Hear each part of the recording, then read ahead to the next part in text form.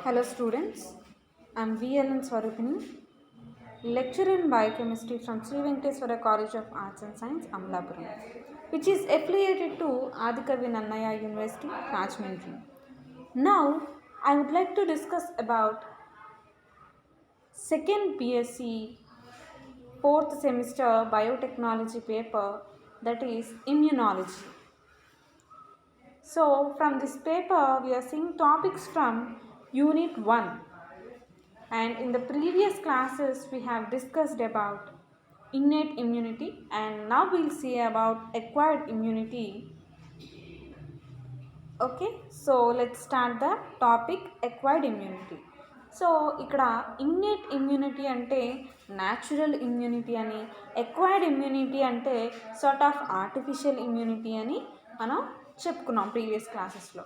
So ఇక్కడ innate immunity అంటే natural immunity అని చెప్పుకున్నాం కదా. న్యాచురల్ ఇమ్యూనిటీ అంటే ఏంటి? మనకి బై బర్త్ వచ్చేది. సో మనతో పాటు మన బర్త్తో పాటు మనకి వచ్చే ఇమ్యూనిటీనే మనం ఇన్నేట్ ఇమ్యూనిటీ అని చెప్తాం. అండ్ ఇలా ఇక్కడ ఎక్వైర్డ్ ఇమ్యూనిటీ ఉంది. సో ఎక్వైర్డ్ ఇమ్యూనిటీ అంటే ఏంటి?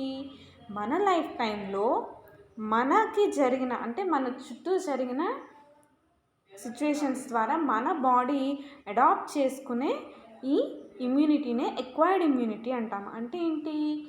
మన చుట్టూ ఉన్న సిచ్యువేషన్స్ని బట్టి మన బాడీ రియాక్ట్ అయ్యి ఈ ఇమ్యూనిటీని డెవలప్ చేస్తుంది అనమాట. సో ఇక్కడ బేసిక్గా ఇన్నేట్ ఇమ్యూనిటీకి ఎక్వైర్డ్ ఇమ్యూనిటీకి ఏంటి డిఫరెన్స్? సో ఇన్నేట్ ఇమ్యూనిటీలో మనం ఏం చెప్పుకున్నాం? డిఫరెంట్ ఫ్యాక్టర్స్ అనేవి మనకి మన బాడీని అదర్ యాంటీజెన్కి ఎగ్నెస్ట్గా రెసిస్టెన్స్ని డెవలప్ చేస్తుంది అని చెప్పుకున్నామా? అంటే స్కిన్ ఒక బేరియర్గా వర్క్ చేస్తుంది. అలాగే బయోకెమికల్ ఫ్యాక్టర్స్ ఉంటాయి, అంటే మన బాడీలో ప్రొడ్యూస్ అయ్యే కొన్ని సెక్రేషన్స్ ఉంటాయి. అలా రకరకాల ఫ్యాక్టర్స్ ఏం చేసినాయి, మనకి ఏ ఇన్ఫెక్షన్ రాకుండా, అంటే ఏ యాంటీజను మన బాడీలోకి ఎంటర్ అవ్వకుండా అవి మనల్ని ప్రొటెక్ట్ చేస్తుంది. సో అదేంటి? మనకి బై బర్త్, అంటే మనం పుట్టినప్పటి నుంచి ఆ ఇమ్యూన్ సిస్టమ్ అనేది, అంటే ఆ ఇన్నేట్ ఇమ్యూన్ సిస్టమ్ అనేది మనలో వర్క్ చేస్తుంది. మరి ఎక్వైర్డ్ ఇమ్యూనిటీ ఆర్టిఫిషియల్ ఇమ్యూనిటీ అని చెప్పుకుంటున్నాము. మన లైఫ్ టైంలో మనకి వచ్చే ఇమ్యూనిటీ అని చెప్పుకుంటున్నాము. ఇది ఏంటంటే ఫర్ ఎగ్జాంపుల్ ఒక యాంటీజన్ ఎన్నో బేరియర్స్ని దాటి, అంటే ఏవైతే ఫిజికల్ అండ్ మెకానికల్ బేరియర్స్ ఉంటాయో, లేదా బయోకెమికల్ బేరియర్స్ ఉంటాయో, లేదా సెల్ బేరియర్స్ ఉంటాయో, సో ఇలాంటి బేరియర్స్ అన్నిటిని క్రాస్ చేసి మన బాడీలోకి ఎంటర్ అయ్యి ఇన్ఫెక్షన్ని కాజ్ చేస్తున్నప్పుడు మన బాడీ రియాక్ట్ అయ్యి యాంటీబాడీస్ని ప్రొడ్యూస్ చేస్తుంది. సో ఆ యాంటీబాడీస్ అనేవి మళ్ళీ రకరకాల సెల్ ఇంట్రాక్షన్స్ ద్వారా ప్రొడ్యూస్ అవుతాయి. సో ఇలాంటి, అంటే యాంటీబాడీ డెవలప్ చేయడము, లేదా వ్యాక్సినేషన్స్ని తీసుకోవడము, ఇవన్నీ కూడా ఎక్వైర్డ్ ఇమ్యూనిటీలోకి వస్తాయన్నమాట. అండ్ ఈ ఎక్వైర్డ్ ఇమ్యూనిటీ అనేది ఏంటి? It is developed during life time of a individual. ఒక ఇండివిజువల్ లైఫ్ టైంలో ఆ ఇండివిజువల్లో డెవలప్ అయ్యే రెసిస్టెన్స్ అనమాట. ఒక డిసీజ్కి ఎగ్నెస్ట్గా ప్రొడ్యూస్ అయ్యే రెసిస్టెన్స్.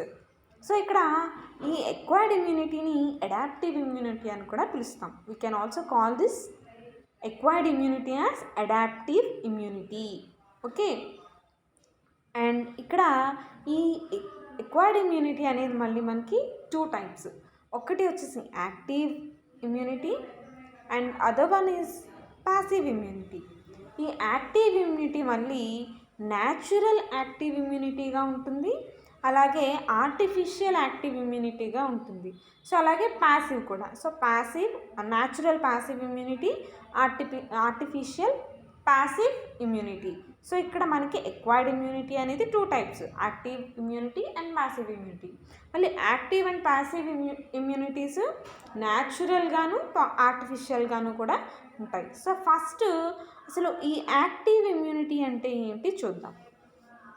సో యాక్టివ్ ఇమ్యూనిటీ అనేది ఏంటంటే ఒక యాంటీజన్ మన బాడీలోకి ఎంటర్ అయినప్పుడు దానికి రెస్పాన్స్గా మన బాడీని ప్రొడ్యూస్ చేసే రెసిస్టెన్స్నే మనం యాక్టివ్ ఇమ్యూనిటీ అంటాం. అంటే ఫర్ ఎగ్జాంపుల్ ఒక పర్సన్కి కోల్డ్కి సంబంధించిన వైరస్ అనేది బాడీలోకి ఎంటర్ అయింది. సో మనకు తెలుసు కదా, వైడ్ వెరైటీ ఆఫ్ వైరసెస్ ద్వారా మనకి కామన్ కోల్డ్ అనేది వస్తుంది. సో అలాగే ఒక పర్సన్కి కామన్ కోల్డ్ అనేది వచ్చింది. సో అక్కడ కామన్ కోల్డ్ అనేది వచ్చినప్పుడు ఒక వైరస్ అనేది మన బాడీలోకి ఎంటర్ అయినప్పుడు ఈ కామన్ కోల్డ్ వస్తుంది.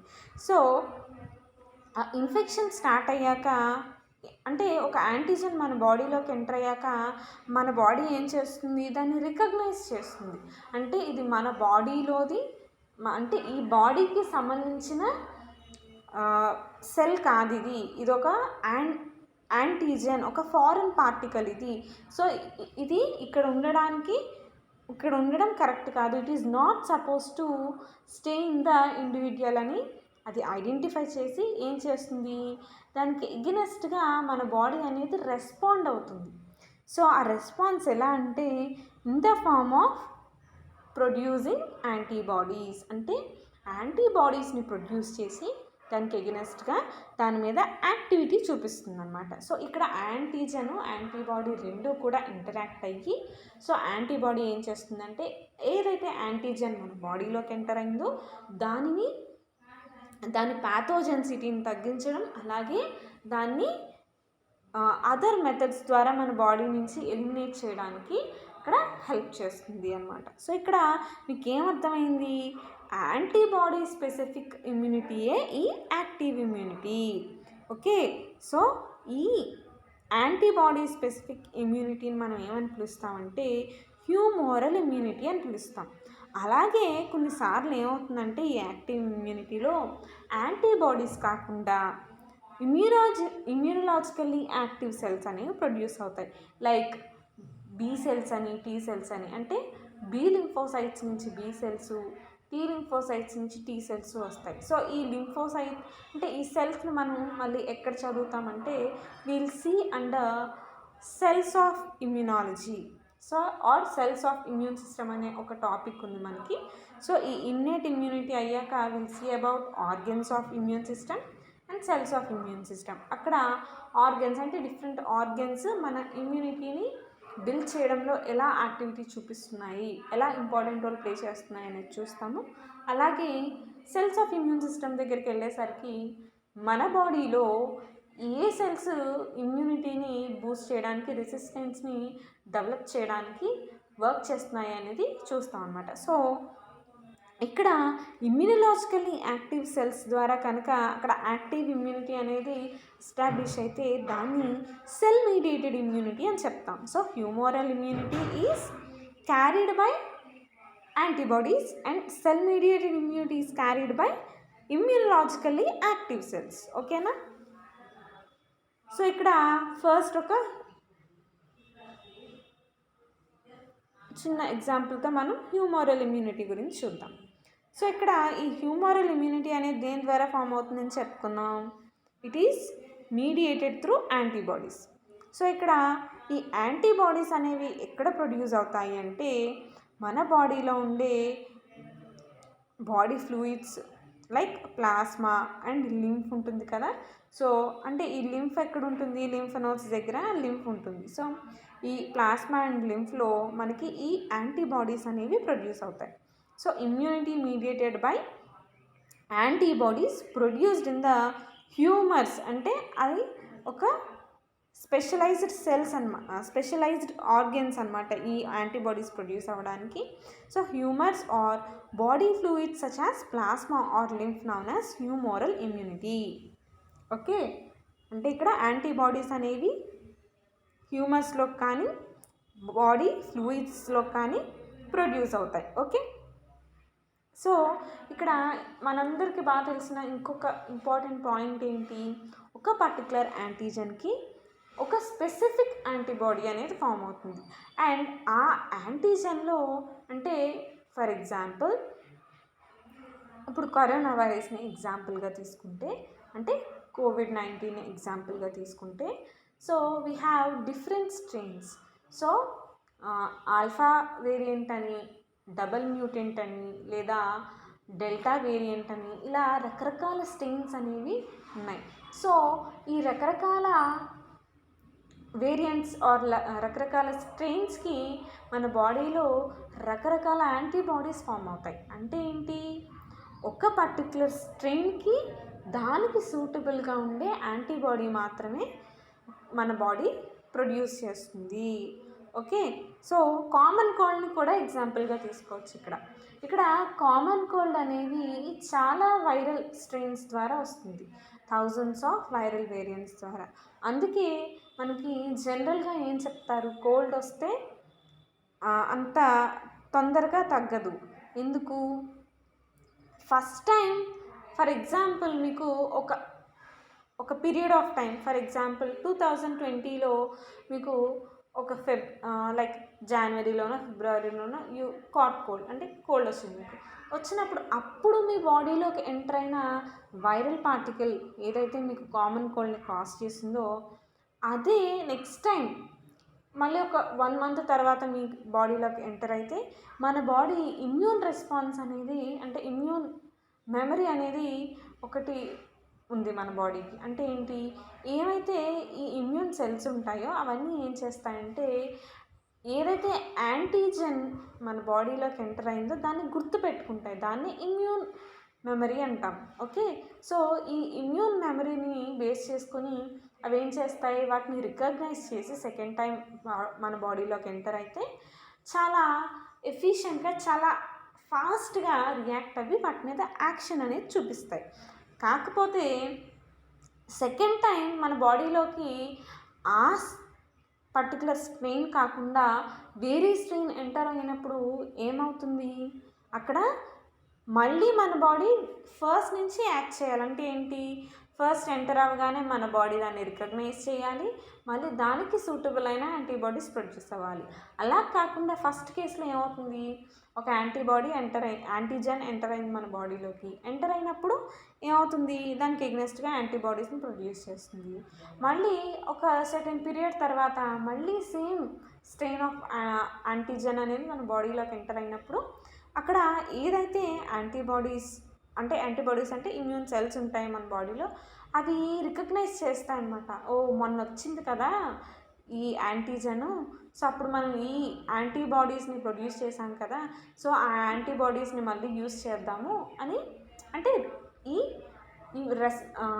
మెమరీని బేస్ చేసుకుని అది ఫాస్ట్గా యాక్ట్ చేయడానికి స్కోప్ ఉంటుంది. అదే సెకండ్ కేసులో ఏంటి, ఒక కొత్త యాంటీజెన్ మళ్ళీ మన బాడీలోకి వచ్చినప్పుడు, అంటే కొత్త స్ట్రెయిన్ ఆఫ్ యాంటీజెన్ మన బాడీలోకి వచ్చినప్పుడు మళ్ళీ దాన్ని రికగ్నైజ్ చేయడం, దానికి సూటబుల్గా ఉండే యాంటీబాడీని సింథసైజ్ చేయడం. So it takes little time. కాకపోతే ఈ ఇమ్యూన్ మెమరీని బేస్ చేసుకుని మన బాడీలో చాలా ఫాస్ట్, అంటే సెకండ్ టైం కనుక ఈ యాంటీజెన్ బాడీలోకి ఎంటర్ అయిందంటే అక్కడ చాలా ఫాస్ట్గా ఇమ్యూన్ రెస్పాన్స్ అనేది ఉంటుందన్నమాట. ఓకే, సో ఇక్కడ హ్యూమరల్ ఇమ్యూనిటీలో యాంటీబాడీ అసలు ఈ యాంటీజెన్ని ఎలా ఫైట్ చేస్తుంది, దానికి ఎగ్నెస్ట్గానే చూద్దాం. ఫస్ట్ ఏమవుతుందంటే యాంటీజెన్ యాంటీబాడీ రెండు కూడా ఒక యాంటీబాడీ కాంప్లెక్స్ని ఫామ్ చేస్తాయి. అలా ఫామ్ చేసినప్పుడు యాంటీబాడీ యాంటీజెన్ మీద యాక్ట్ చేసి దాన్ని క్లంప్ కింద ఫామ్ చేస్తుంది అనమాట. So what ever the antigen that entered our body is converted into clump. అంటే దాని ప్యాథోజెన్సిటీ అనేది, టాక్సిసిటీ అనేది న్యూట్రలైజ్ అయిపోతుంది. న్యూట్రలైజ్ అయ్యి అది ఒక క్లంప్లా ఫామ్ అయినప్పుడు it cannot act as before. అంటే ఇంత క్రితం అది ఎలా మన బాడీలో యాక్ట్ చేసిందో అలా యాక్ట్ చేయలేదు. ఎందుకంటే అది దాని ఫిజికల్ చేంజెస్ అని, అంటే ఏంటి, అది జనరల్గా ఏదైతే జెనెటిక్ మెటీరియల్ ఉంటుందో ఆ జెనెటిక్ మెటీరియల్ అనేది ఏమైంది, క్లంప్ కింద కన్వర్ట్ అయిపోయింది. సో దాని టాక్సిసిటీని కానీ ప్యాథోజెన్సిటీని కానీ అది చూపించలేదు, అదంతా కూడా న్యూట్రలైజ్ అయిపోయింది. సో ఆ తర్వాత ఏమవుతుందంటే ఫాగోసైటోసిస్ ప్రాసెస్ ద్వారా ఈ క్లంప్ ఫామ్ అయింది, చిన్న చిన్న పార్టికల్స్ కింద డిగ్రేడ్ అయ్యి ఫాగోసైటోసిస్ ద్వారా బయటకు వెళ్ళిపోతుంది.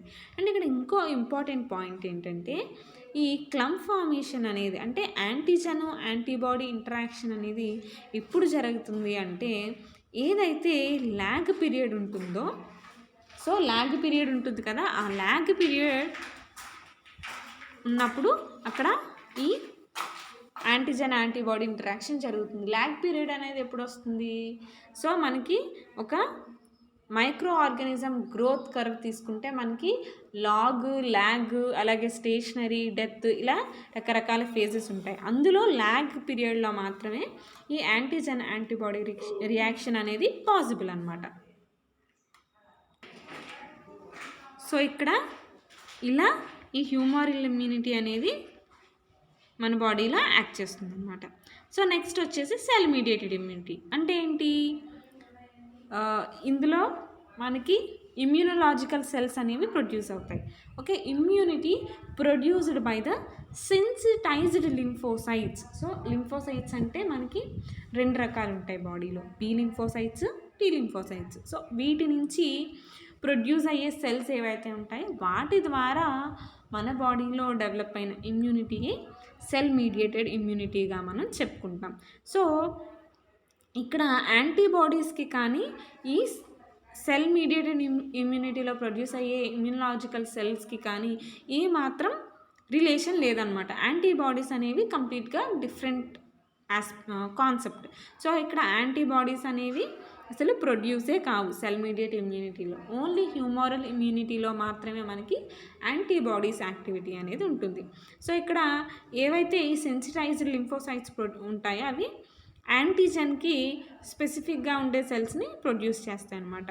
సో అలాగే సైటోటాక్సిక్ ఎఫెక్ట్ని డెవలప్ చేసి అక్కడ ఈ యాంటీజన్స్ మీద, మైక్రోబియల్ యాంటీజన్స్ మీద యాక్ట్ చేస్తాయి. సో ఇక్కడ ఇందాక చెప్పాను కదా ఇమ్యూన్ రెస్పాన్స్కి ఇమ్యూనలాజికల్ మెమరీ అనేది చాలా ఇంపార్టెంట్ అని. సో దాన్ని బేస్ చేసుకుని ఇమ్యూన్ రెస్పాన్స్ అనేది మనకి 2 రకాలుగా ఉంటుంది, primary response, secondary response. So primary response అంటే ఫస్ట్ టైం మన బాడీలోకి ఈ యాంటీజన్ ఎంటర్ అయినప్పుడు వచ్చిన రెస్పాన్స్ని ప్రైమరీ ఇమ్యూన్ రెస్పాన్స్ అని, అండ్ సెకండ్ టైం అదే స్ట్రెయిన్ మన బాడీలోకి ఎంటర్ అయినప్పుడు ప్రొడ్యూస్ అయ్యే రెస్పాన్స్ని సెకండరీ రెస్పాన్స్ అని మనం చెప్తామన్నమాట.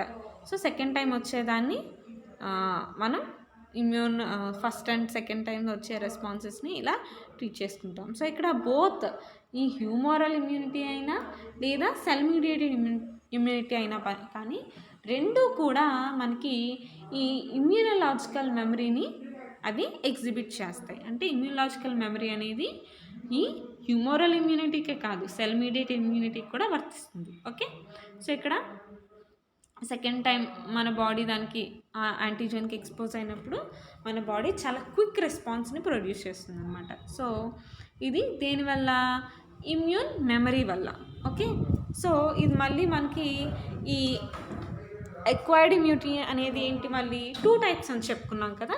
సో న్యాచురల్ యాక్టివ్ ఇమ్యూనిటీ అనేది మనకి ఏంటో చూద్దాం. సో ఈ న్యాచురల్ యాక్టివ్ ఇమ్యూనిటీ అనేది ఏంటంటే ఒక హోస్ట్ అనేది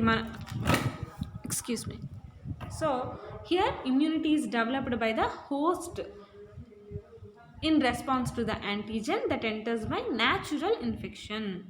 ఓకే, సో ఒక న్యాచురల్గా మన బాడీలో ఏదైనా ఇన్ఫెక్షన్ వచ్చినప్పుడు దానికి ఎగ్నెస్ట్గా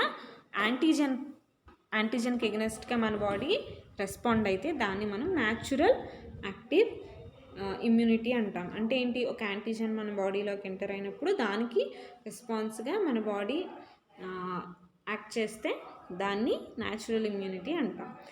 అలాగే ఆర్టిఫిషియల్ యాక్టివ్ ఇమ్యూనిటీ అంటే ఏంటంటే వ్యాక్సినేషన్. అంటే ఏంటి? ఇక్కడ న్యాచురల్ ఇమ్యూనిటీ అంటే ఏంటి? ఇక్కడ హ్యూమరల్ ఇమ్యూనిటీ కానివ్వండి లేదా సెల్ మీడియేటెడ్ ఇమ్యూనిటీ కానివ్వండి, 2 కూడా ఏంటి?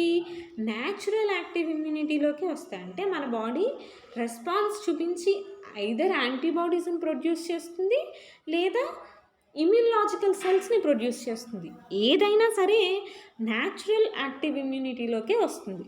కాకపోతే ఇక్కడ ఆర్టిఫిషియల్ యాక్టివ్ ఇమ్యూనిటీ ఏంటంటే ఇది ఆర్టిఫిషియల్గా అంటే మన బాడీలో ఇమ్యూనిటీని మనం డెవలప్ చేసుకోవడం అనమాట. అంటే ఏంటి, వ్యాక్సిన్ అంటే ఏంటి, ఒక యాంటీజెన్ ఏదైతే ఉందో ఆ యాంటీజెన్కి ఒక వ్యాక్సిన్ని డెవలప్ చేస్తాం. సో అది ఎలా డెవలప్ చేస్తాం, ఆ పర్టికులర్ యాంటీజెన్ని యూస్ చేసుకుని ఆ యాంటీజెన్ని లైవ్ అటాన్యూయేటెడ్గా కన్వర్ట్ చేసి, లేదా హీట్ కిల్డ్ ఫామ్లో దాన్ని అంటే కిల్డ్ మైక్రో ఆర్గానిజంగా దాన్ని తీసుకుని, లేదా వాటి టాక్సాయిడ్స్ అంటే వాటి నుంచి వచ్చే టాక్సిక్ ప్రొడక్ట్స్ని తీసుకుని వాటిలో ఉండే ప్యాథోజెన్సిటీ లేదా వాటి టాక్సిసిటీ అనేది మనం న్యూట్రలైజ్ చేసి వాటిని వ్యాక్సిన్స్గా యూస్ చేస్తాం.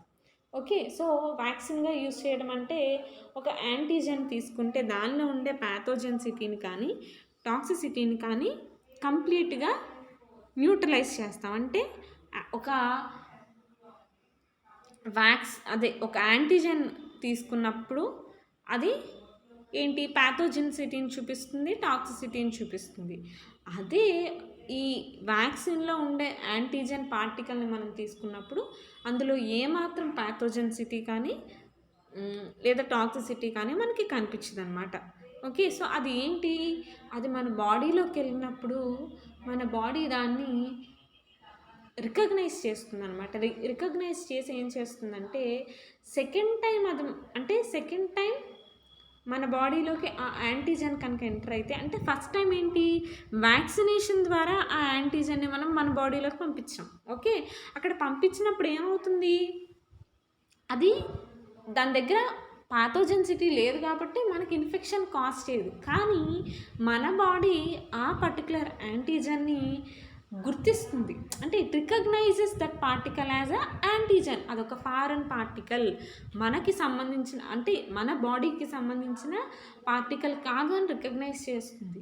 సో అక్కడ ఏమవుతుందంటే ఇమ్యూన్ మెమరీ అనేది క్రియేట్ అవుతుంది ఆ పర్టికులర్ యాంటీజెన్కి.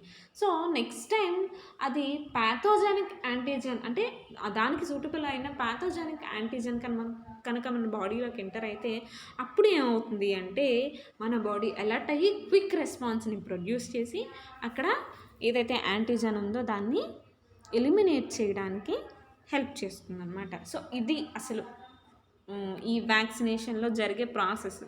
సో ఇక్కడ మళ్ళీ వ్యాక్సిన్స్ అనేవి లైవ్ వ్యాక్సిన్స్ ఉంటాయి, లేదా లైవ్ అటాన్యూటెడ్ వ్యాక్సిన్స్ అంటాం వీటిని, లేదా killed micro organisms or there ప్రొడక్ట్స్ని కూడా మనం వ్యాక్సిన్స్గా యూస్ చేస్తాం. సో ఇక్కడ లైవ్ వ్యాక్సిన్స్ గురించి చూడండి.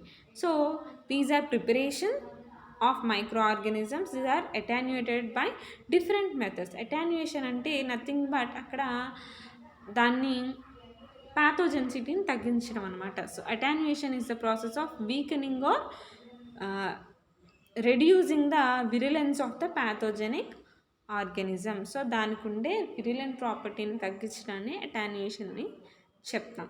సో అక్కడ అది ఏ ఇన్ఫెక్షన్ని కాజ్ చేయలేదన్నమాట అటాన్యుయేషన్ ప్రాసెస్ కంప్లీట్ అయ్యాక. Hence the vaccine produced on infection but does not result in any disease. అంటే మన బాడీలో అది ఇన్ఫెక్షన్ని అంటే ప్రొడ్యూస్ చేసినా మనకి అంటే అది మన బాడీలో వచ్చి ఏదో యాక్ట్ చేసినా కానీ అది డిసీజ్ కాజింగ్కి మాత్రం లీడ్ చేయదన్నమాట.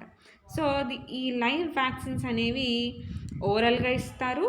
అంటే ఓరల్గా అంటే best example polio vaccines. So చిన్నపిల్లలకి వేసే పోలియో వ్యాక్సిన్స్ ఎలా ఇస్తారు, సో అవి ఓరల్ డ్రాప్స్ కింద అవి వాళ్ళకి నోట్లో వేస్తారు కదా. సో అది ఒక ఎగ్జాంపుల్ అనమాట ఓరల్ అడ్మినిస్ట్రేషన్కి. అలాగే అవి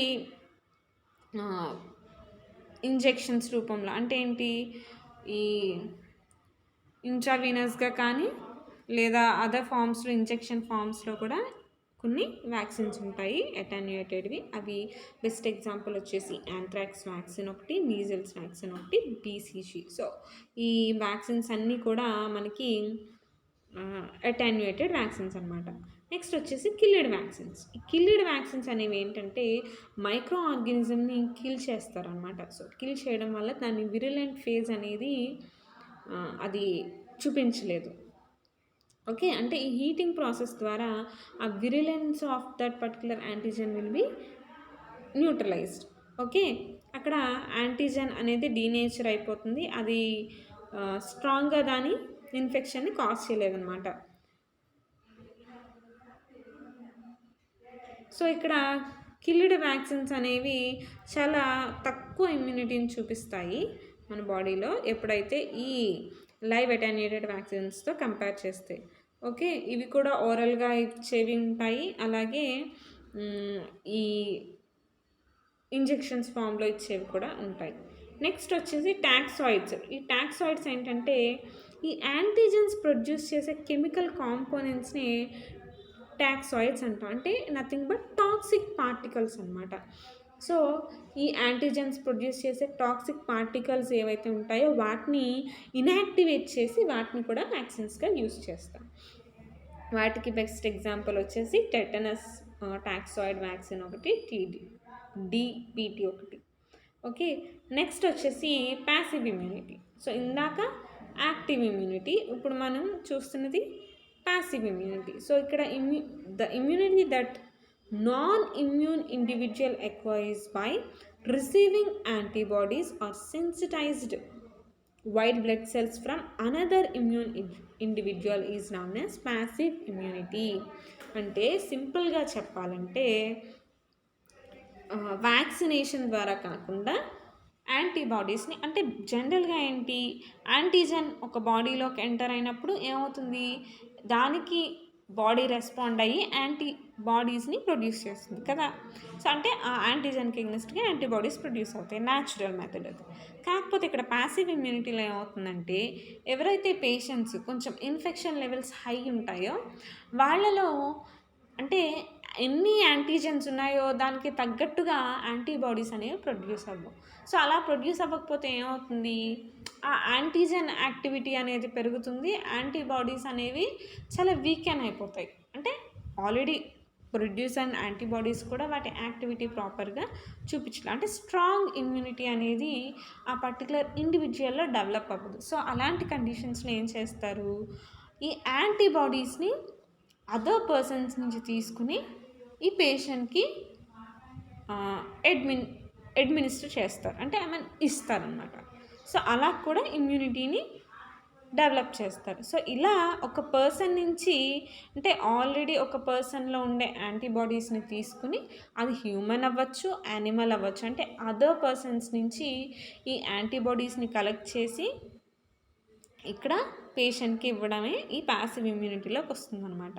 సో ఇక్కడ యాంటీబాడీసే కాదు, వైట్ బ్లడ్ సెల్స్ కూడా ఇక్కడ యూస్ చేస్తారు. ఎందుకు ఈ వైట్ బ్లడ్ సెల్స్ అంటే ఏమొస్తాయి, ఈ ఈస్నోఫిల్స్, బేసోఫిల్స్ ఇవన్నీ కూడా ఇమ్యూనిటీకి సంబంధించిన సెల్స్. అంటే మీకు ఎప్పుడైతే సెల్స్ ఆఫ్ ఇమ్యూన్ సిస్టమ్ చదువుతారో మీకు క్లారిటీ వస్తుంది ఏ ఏ సెల్స్ మన బాడీలో ఇమ్యూన్ సెల్స్గా యాక్ట్ చేస్తాయి అనేది. సో ఇక్కడ ప్యాసివ్ ఇమ్యూనిటీ అంటే నథింగ్ బట్ సింపుల్గా చెప్పాలంటే ఇమ్యూనిటీని పక్క వాళ్ళ దగ్గర నుంచి తెచ్చుకోవడం అనమాట. సింపుల్గా అంటే జనరల్గా మనం చెప్పుకోవాలంటే. సో ఇది కూడా మళ్ళీ మనకి న్యాచురల్ ప్యాసివ్ ఇమ్యూనిటీ ఉంటుంది, అలాగే ఆర్టిఫిషియల్ ప్యాసివ్ ఇమ్యూనిటీ ఉంటుంది. సో ఈ న్యాచురల్ ప్యాసివ్ ఇమ్యూనిటీ ఏంటంటే న్యాచురల్గా, అంటే అది కూడా ఒక న్యాచురల్ మెథడ్.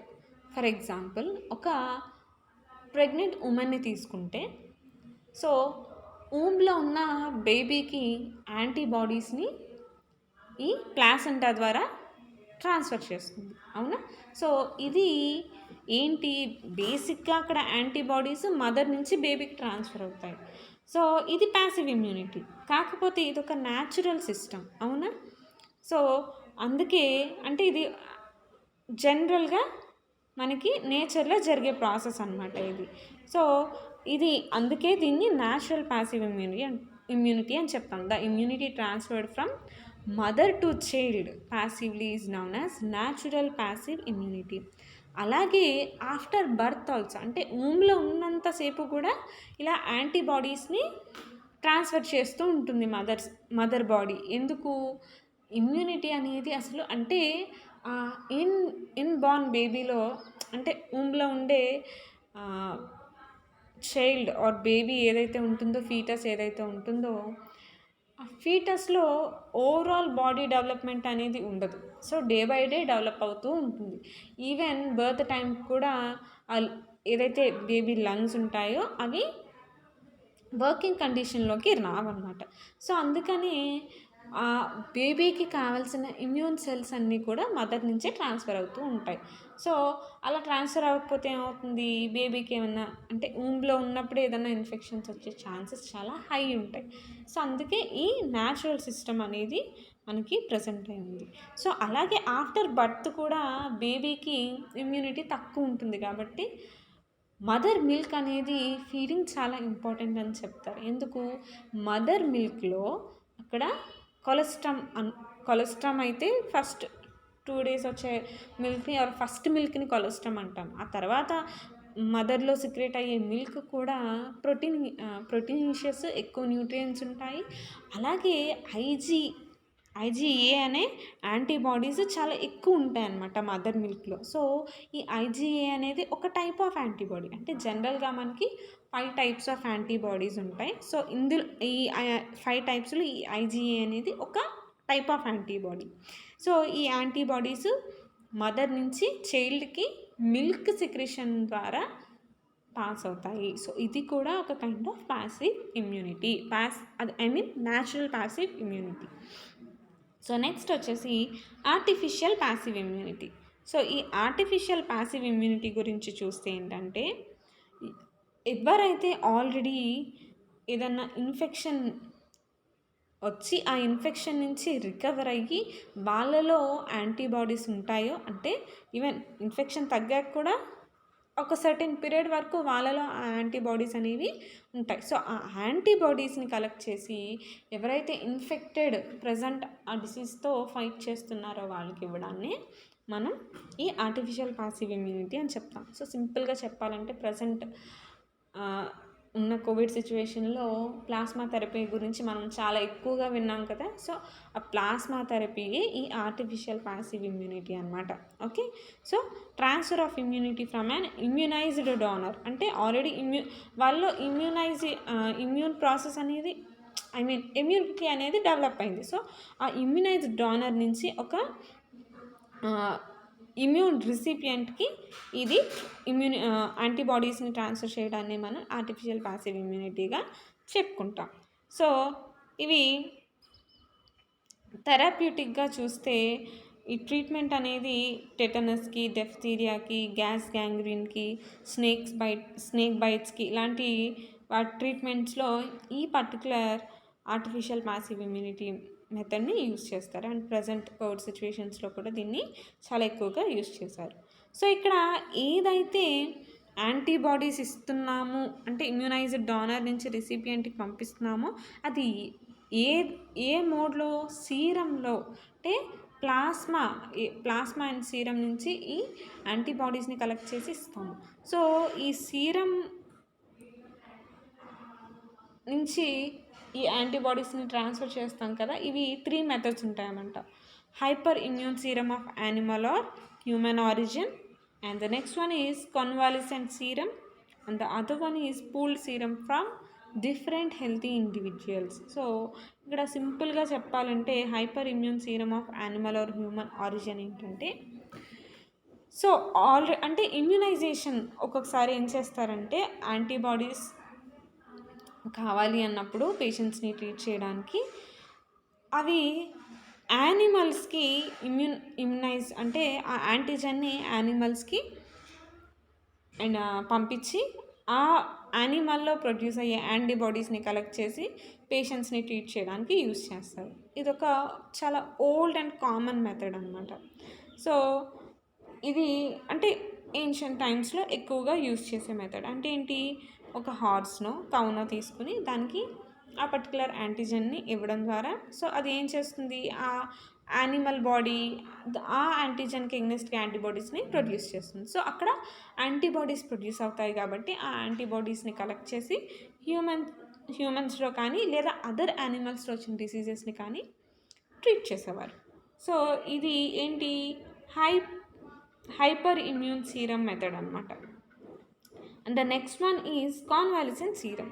సో ఇది ఏంటంటే ఆల్రెడీ ఇన్ఫెక్షన్ వచ్చి వాళ్ళలో డిసీజ్ తగ్గింది, అంటే న్యాచురల్గా ఇన్ఫెక్షన్ వచ్చింది, ఆ డిసీజ్ అనేది వాళ్ళలో తగ్గిన తర్వాత ఏవైతే యాంటీబాడీస్ ఉంటాయో వాటిని కలెక్ట్ చేసి పేషెంట్స్కి ట్రీట్ చేయడానికి యూస్ చేస్తాం. అలాగే పూల్డ్ సీరం, కొంతమందికి న్యాచురల్గానే ఈ యాంటీబాడీస్ ఉంటాయన్నమాట. అంటే కొన్ని డిసీజెస్కి ఆర్ కొన్ని ఇన్ఫెక్షన్స్కి కొంతమందిలో ఎక్కువ ఇమ్యూనిటీ అండ్ రెసిస్టెన్స్ ఉంటుంది. సో అది న్యాచురల్ పూల్ అనమాట. న్యాచురల్ పూల్ అంటాము. అంటే ఒక పర్టికులర్ గ్రూప్ ఆఫ్ పీపుల్లో ఇది మనం చూస్తాం అనమాట. అంటే న్యాచురల్గా ఒక పర్టికులర్ గ్రూప్ ఆఫ్ పీపుల్కి ఒక యాంటీజెన్కి ఎగ్నెస్ట్గా రెసిస్టెన్స్ అనేది హై ఉంటుంది. సో అలాంటి పూల్డ్ ఇండివిజువల్స్ నుంచి ఈ సీరమ్ని కలెక్ట్ చేసి అన్హెల్దీ పీపుల్కి ఇది ట్రీట్ చేయడానికి యూస్ చేస్తాం. సో ఇది ఇమ్యునైజేషన్ మెథడ్స్ గురించి. అండ్ ఇక్కడ కంబైన్డ్ ఇమ్యునైజేషన్ అనేది ఒకటి ఉంటుంది. సో కంబైన్డ్ ఇమ్యునైజేషన్ అంటే both active and passive methods రెండింటిని యూస్ చేసి ఒక పేషెంట్లో ఇమ్యూనిటీని డెవలప్ చేయడం అనమాట. So adaptive immunity. సో ఈ అడాప్టివ్ ఇమ్యూనిటీ ఏంటంటే it's a type of passive immunity. అది ఎప్పుడు ప్రొడ్యూస్ అవుతుందంటే బై ఇంజెక్టింగ్ ఇమ్యూనలాజికల్లీ కాంపిటెంట్ లింఫోసైట్స్. అంటే లింఫోసైట్స్ని ఇంజెక్ట్ చేస్తాం. అంటే ఇక్కడ లింఫోసైట్స్ ప్రొడ్యూస్ చేసే బీ సెల్స్ను టీ సెల్స్ను మనం ఇంజెక్ట్ చేస్తే అది ఏమవుతుంది, సెల్ మీడియేటెడ్ ఇమ్యూనిటీ అవుతుంది కదా. కాకపోతే ఇక్కడ లింఫోసైట్స్ని డైరెక్ట్గా ఇంజెక్ట్ చేస్తారు. ఓకే, ట్యూబర్క్లోసిస్, లెపర్సీ లాంటి డిసీజెస్కి ఈ అడాప్టివ్ ఇమ్యూనిటీని డెవలప్ చేయడం ద్వారా వాటిని ట్రీట్ చేయొచ్చు అనమాట. సో ఇవి ఇన్నేట్ అండ్ ఎక్వైర్డ్ ఇమ్యూనిటీ గురించి. అండ్ నెక్స్ట్ క్లాస్లో మనం lymphoid organs or organs of immune system గురించి చూద్దాం. ఓకేనా? ఏమన్నా డౌట్స్ ఉంటే అడగండి. Thank you students.